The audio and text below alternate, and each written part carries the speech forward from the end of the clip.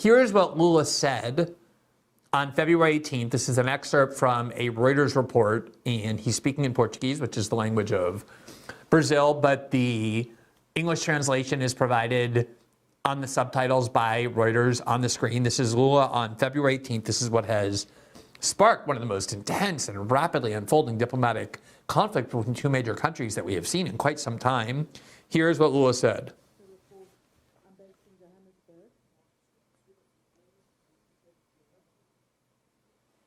O que está acontecendo na faixa de Gaza com o povo palestino não existe em nenhum outro momento histórico. Aliás, existiu quando Hitler resolveu matar os judeus. É muito engraçado. É muito engraçado. Quando eu vejo o mundo rico anunciar que está parando de dar contribuição para a questão humanitária aos palestinos, eu fico imaginando qual é o tamanho da consciência política dessa gente e qual é o tamanho do coração solidário dessa gente, que não está vendo que na faixa de Gaza não está acontecendo uma guerra, mas um genocídio. De que não é uma guerra entre soldados e soldados, é uma guerra entre um exército altamente preparado e mulheres e crianças. So that was a speech that caused so much uproar by the Israeli government. And I guess we should add, before we get into the substance, that that last statement, the last part of that statement, namely that Gaza has no trained army. They have no air force. They cannot fly. They have no real military of any kind. They're not a state. It's not really a war. It's not a war between two armies like the way, say, it is in Ukraine and Russia.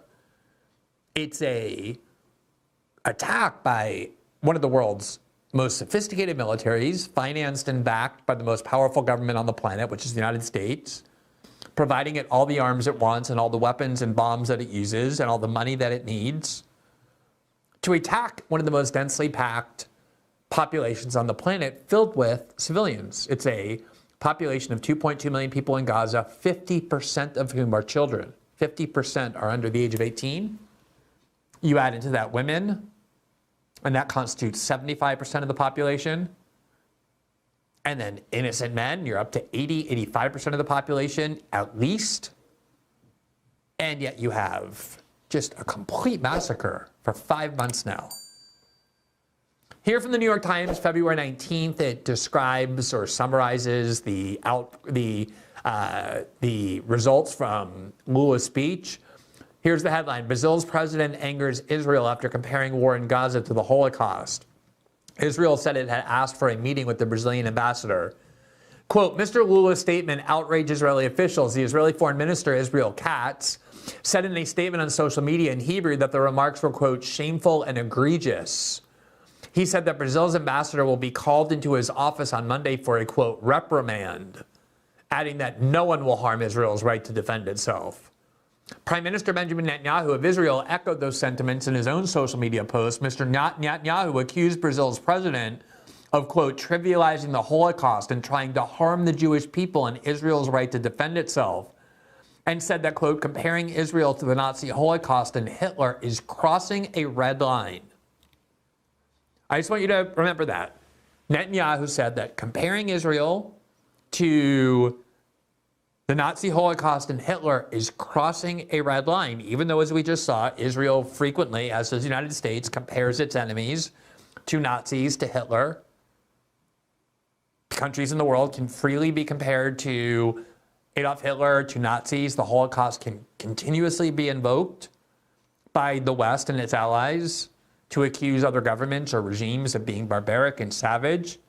But invoking that argument or that historical lesson when talking about Israel, says Benjamin Netanyahu, representing, I think, a significant bulk of opinion in the West, is, quote, crossing a red line. In other words, you're free to use that example for almost every other country, but not Israel. Israel is exempt from any lessons that you might want to derive from the Holocaust.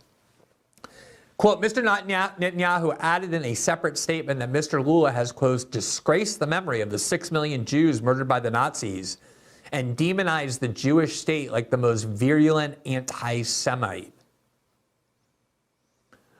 I just want to ask for 1 second. I just showed you Lula's quote. And as I said, the speech itself was much more nuanced. It was vehemently denouncing Hamas and the attack on October 7th and the use of sexual violence and threats of it, he said, and the attacks on civilians that were inexcusable and indefensible, and the use of hostages. He talked about all of that.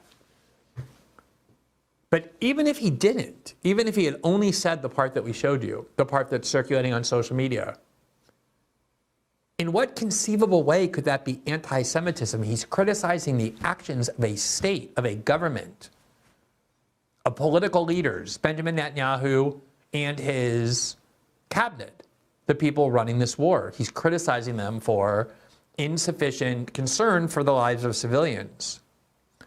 In what conceivable way is that an argument that is expressing animosity toward Jews generally? Obviously, we know what this is. This is the attempt that Israel always uses, and its supporters here in the United States, to accuse anybody who criticized Israel of being anti-Semitic. They have conflated the Israeli government with Jews generally, even though, especially in this war, the war in Gaza, so many prominent Jews and ordinary Jews around the world have been among the leaders, the most vocal opponents of the war in Gaza, to claim that somehow criticizing the Israeli government and Benjamin Netanyahu as an attack on all Jews is exactly the tactic that Israel supporters complain about when done by the left or by American liberals, namely calling everybody racist or xenophobic or transphobic or whatever to stifle debate and destroy people's reputations. It's exactly the same thing. Now, in case that wasn't enough, here's what the official Twitter account of Israel said today. Here was a playful little tweet about Brazil and the Brazilian flag posted by this account, World of Statistics. And they asked, what comes to mind when you think of Brazil? And the State of Israel, the official Israeli account, took this tweet and above it wrote, quote, before or after Lula went full-on Holocaust denier. This is insanely dishonest, if not stupid. What Lula was saying was that we don't have a historical precedent for what is being done in Gaza, the level of civilian destruction, the disregard for human life, unless you go back to the Holocaust, when the Germans tried to murder all Jews. Now, you may not agree with what Lula said in that comparison. You may think it's overboard, but in no conceivable way is it Holocaust denialism. It's, in fact, the opposite. It's using the Holocaust and the evils of it and drawing lessons from it about how human beings can be dehumanized in order to condemn what the Israelis are doing in Gaza. Now, again, whatever that is, it is not anti-Semitism and is not Holocaust denialism. Not in any conceivable way. Now, one of the reasons that the Israelis acted so emotionally, so full of rage, is because the reality is that Brazil is a large and important country. It's the 6th largest country in the world by population. It's the largest country in South America. It has very important oil reserves and environmental resources. It's the world's 10th largest economy. And Lula, for better or for worse, you may hate him or not, but the reality is that he is a very credible figure on the world stage. He's not Nicolas Maduro. He's not some leader of a small African country that has no respect. Brazil's diplomatic corps is regarded as being among the best, if not the best in the world. Brazil has always been able to maintain a significant presence on the world stage, and especially when Lula was president from 2002 to 2010, Brazil worked a lot to build an independent profile, independent of the United States and of other blocs, and was effective in negotiating all sorts of diplomatic arrangements, including attempting with Turkey to solve the crisis that had arisen during the Obama administration between Iran and the United States by negotiating a deal between Iran and the United States to try and resolve that crisis. And so for someone like Lula to come out and say something like this is a huge deal for Israel. And already you're seeing the effects here from the city paper of Bogota, which is the paper in the capital of Colombia. You may recall last week when I was traveling, we interviewed the top advisor to President Petro, the newly elected president of Colombia, elected in 2022. We interviewed Gustavo Bolivar, who's his closest advisor. We talked to him about all sorts of issues involving Colombia, the region, the fight against the drug war, but also Colombia's condemnation of Israel in Gaza and why Colombia felt compelled to do that. And the president of Colombia, Gustavo Petro, came out, quote, in complete solidarity with Lula today on Gaza, escalating tensions again with Israel. Quote, Colombian President Gustavo Petro made it very clear on his social media platform, X, that Brazil's Lula Inácio Lula da Silva had, quote, spoken the truth when he mentioned that there is a, quote, genocide in Gaza and thereby deserves his complete solidarity. In this most recent statement to 7.5 million followers regarding the Israel-Hamas war, Petro underscored that, quote, thousands of children, women, and elderly civilians are being cowardly murdered, and that truth must be, quote, defended or barbarism will annihilate us. Petro called on, quote, the entire region to unite immediately to end the violence in Palestine and emphasized that the ruling of the International Court of Justice on Israel, quote, must generate application and consequence in the diplomatic relations of all countries in the world. Now, all of this invokes a very important debate about who is the owner of the discourse about the Holocaust? Who gets to dictate how the lessons of the Holocaust, the lessons of Nazism, the lessons of World War II get applied? Remember, the state of Israel didn't even exist at the time that Nazi Germany was defeated and the camps in the concentration camps liberated. That was done by the United States and the UK and Russia, the Soviet Union, the Allied powers. They lost many, many lives in order to do that. And you can say the lessons of the Holocaust belongs to Jews who were the primary victim of it, but not the only victim. But 6 million Jews were killed in the Holocaust, obviously a gigantic event in the history of international Jewry. But it's also a lesson for all of humanity and for the countries that fought wars in order to battle against Nazism. And oftentimes the people who are invoking the Holocaust in order to condemn the actions of Israelis and specifically the treatment of Jews are some of the leading Jewish intellectuals on the planet. And that isn't only the case now, it's been the case almost since the creation of the State of Israel.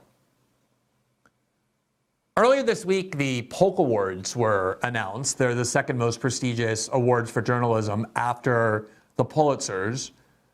And a Polk Award was given for essays to the American-Russian Jewish writer Masha Gessen, who is a writer for The New Yorker. And on December 9th of 2023, Gessen wrote an article entitled In the Shadow of the Holocaust, where essentially the discussion was that Gessen had gone through all sorts of sites in Germany and in Europe, looking at Holocaust monuments, and came to realize that especially in Germany, especially in Europe, the Holocaust has to become this shield, this weapon to immunize Israel from criticism. When in fact, the lessons of the Holocaust were seen almost from the end of World War II as something far more universal than that. And this was the subheadline, quote, how the politics of memory in Europe obscures what we see in Israel and Gaza today. And this is a really interesting incident recalled by Gessen. And for this essay, Masha Gessen had an event to speak in Germany, and that event was canceled after Germans complained that this article was anti-Semitic, even though Gessen is a Jew, a born Jew, and was speaking for a lot of Jewish critics of Israel. And one of the things Gessen recalled was a historical event involving the Jewish German philosopher Hannah Arendt, who wrote essays reflecting on the Holocaust. She went to the Nuremberg trials. She observed Adolf Eichmann on the stand and coined the phrase, the banality of evil. She was shocked that these Nazis who were being tried at the Nuremberg trials were not these monsters breathing fire. A lot of them just seemed like banal accountants carrying out their duties and their orders, and she described that as the banality of evil. That it's not often the crazed psychopaths who engage in the worst conduct, but oftentimes just the good, decent man doing what he's told, adhering to societal norms. And this essay recalled the following, quote, in 1948, the year Israel was created and founded, 3 years after World War II ended, Hannah Arendt wrote an open letter that began, quote, among the most disturbing political phenomena of our times is the emergence in the newly created state of Israel of the, quote, Freedom Party, a political party closely akin in its organization, methods, political philosophy, and social appeal to the Nazi and fascist parties, end quote. Gessen then wrote, quote, just 3 years after the Holocaust, Arendt was comparing a Jewish Israeli party to the Nazi party, an act that today would be a clear violation of the IHRA's definition of anti-Semitism, which is the piece of legislation that has been enacted in Europe to criminalize as anti-Semitism certain types of criticism of the state of Israel. So here you have one of the most prominent Jewish philosophers and writers of the 20th century, Hannah Arendt, invoking the Holocaust to condemn far-right nationalists in Israel during the formation of the state of Israel for using Nazi rhetoric and Nazi tactics and a Nazi mindset toward Arabs that was redolent of what she saw at the Nuremberg trials. There was never any sense that Israel or Israelis or Jews were somehow off limits to having the lessons of the Holocaust applied to them, the way that Benjamin Netanyahu tries today to insist Israel is immune and that only anti-Semites would do. And then Gessen talked about the trial of, or rather, Arendt was talking about the trial of Adolf Eichmann and wrote the following, quote, here was the devil himself. The prosecution argued that Eichmann represented but one iteration of the eternal threat to the Jews. The trial helped to solidify the narrative that to prevent annihilation, Jews should be prepared to use force preemptively.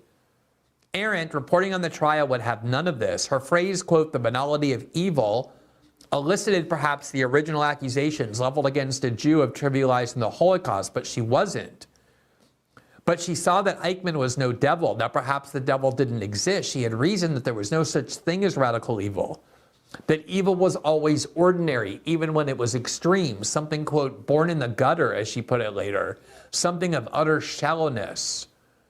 Arendt took issue with the persecution story that the Jews were the victims of, as she put it, a historical principle stretching from Pharaoh to Haman, the victim of a metaphysical principle. In other words, the lesson of the Holocaust was not that Germans are uniquely evil, nor that Jews are uniquely vulnerable to atrocities being committed against them. The lessons of the Holocaust was that human nature, being human nature, can lead groups of people, if they feel sufficiently threatened or scared or persuaded by their tribe, to hate another group of people so much that they dehumanize them to the point that they have no trouble treating them like subhumans, like just extinguishing their lives without value.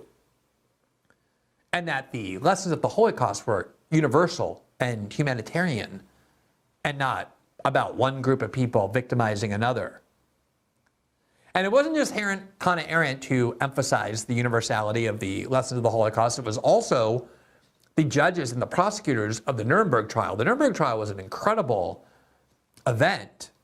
The Americans, when they defeated Nazi Germany with the immense help of the Soviet Union, captured a lot of Nazi war criminals, and they could have just executed them all on the spot.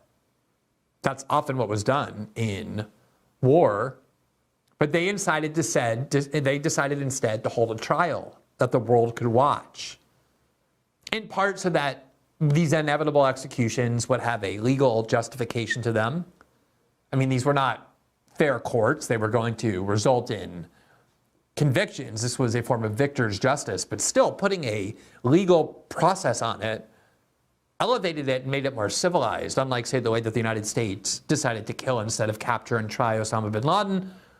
The Americans, after World War II, decided to capture and try the Nazi war criminals who were responsible for the Holocaust. But they also did it because they wanted to present the evidence of the Holocaust to the world, knowing that otherwise there'd be a lot of people who denied the Holocaust, who doubted the Holocaust. Of course, to this day, there still are people who doubt it despite the abundance of evidence offered at this trial and elsewhere proving it. But what they really wanted to do, above all else, was to create universal principles going forward that applied to all countries, not just to Germany, that would govern and limit their conduct in future wars, because what they had seen from World War II was not that Germans were capable of evil, but that human beings were. And they constantly emphasized, the Nuremberg trial judges and prosecutors did, that the Nuremberg trial would only be valid, would only make sense, would only have purpose and value if the principles it established applied to every nation going forward. Here is what the lead prosecutor, the American lawyer Robert Jackson, he had previously served in the U.S. Justice Department and became the lead prosecutor at the Nuremberg trials, said in his opening statement, quote, "What makes this inquest significant is that these prisoners, these Nazis, represent sinister influences that will lurk in the world long after their bodies have returned to dust. We will show them to be living symbols of racial hatreds, of terrorism and violence, and of the arrogance and cruelty of power. They are symbols of fierce nationalisms and of militarisms. And let me make clear that while this law is first applied against German aggressors, the law includes, and if it is to serve a useful purpose, it must condemn aggression by any other nations, including those which sit here now in judgment. We are able to do away with domestic tyranny and violence and aggression by those in power against the rights of their people only when we make all men answerable to the law. This trial represents mankind's desperate effort to apply the discipline of the law to statesmen who have used their powers of state to attack the foundations of the world's peace and to commit aggressions against the rights of their neighbors." Does any of that sound like Israel was intended to be immunized or excluded from lessons being drawn about the Holocaust, or that somehow a state of the Jews was somehow immune from the worst temptations of human nature? The exact opposite was true. They repeated that over and over. And so you can dispute whether or not this comparison is appropriate on the facts, but to claim that any invocation of the Holocaust as a way of criticizing the government of Israel's behavior is inherently inappropriate or anti-Semitic or Holocaust denialism is deceit of the highest order.